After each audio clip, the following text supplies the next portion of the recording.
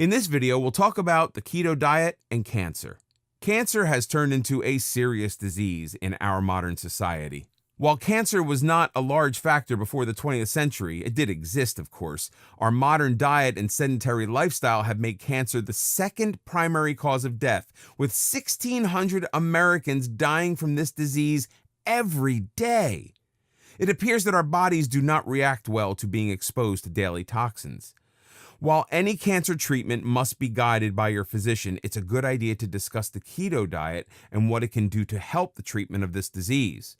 A cancer-specific keto diet may consist of as much as 90% fat. There's a very good reason for that. What doctors do know is that cancer cells feed off carbohydrates and sugar. That's what helps them grow and multiply in number. As we've seen, the keto diet dramatically reduces our carbohydrate and sugar consumption as our metabolism is altered. What the keto diet does, in essence, is remove the food on which the cancer cells feed and starves them. The result is that the cancer cells may die, multiply at a slower rate, or decrease. Another reason why a keto diet is able to slow down the growth of cancer cells is that by reducing calories, cancer cells have less energy to develop and grow in the first place.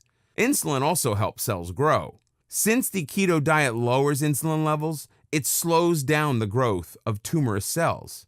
When on the keto diet, the body produces ketones. While the body is fueled by ketones, cancerous cells are not. Therefore, a state of ketosis may help reduce the size and growth of cancer cells. One study monitored the growth of tumors in patients suffering from cancer of the digestive tract.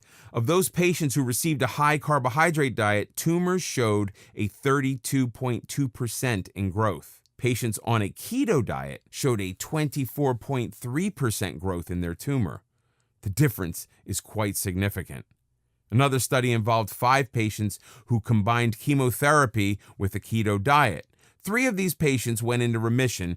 2 patients showed a progression of the disease when they went off the keto diet. More studies are needed, but these numbers are encouraging. The keto diet may help prevent cancer from occurring in diabetic patients in the first place.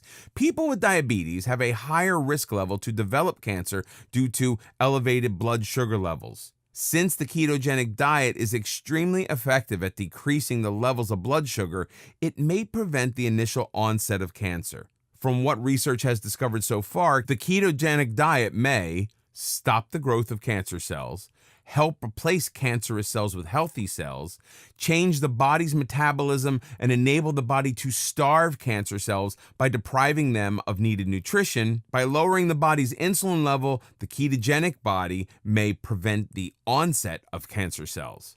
On a ketogenic diet, specifically for cancer, your fat should be at 75 to 90%, protein 15 to 20%, and less than 5% carbohydrates. Foods to eat: eggs, including yolks, all green leafy vegetables, as well as cauliflower, avocado, mushrooms, peppers, cucumbers, and tomatoes. When choosing dairy, opt for a full-fat version of cheeses, butter, sour cream, yogurt, and milk. Eat nuts such as walnuts, almonds, filberts, and sunflower and pumpkin seeds.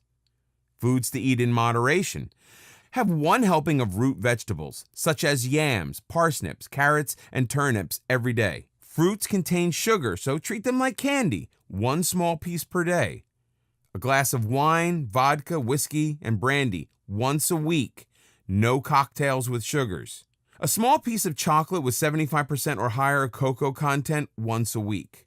Foods to avoid: any food containing sugar, including cereals, soft drinks, juices and sports drinks, candies and chocolate. Limit artificial sweeteners as much as possible. Starchy foods such as pasta and potatoes, breads, potato chips and French fries, cooking oils and margarine. All beers.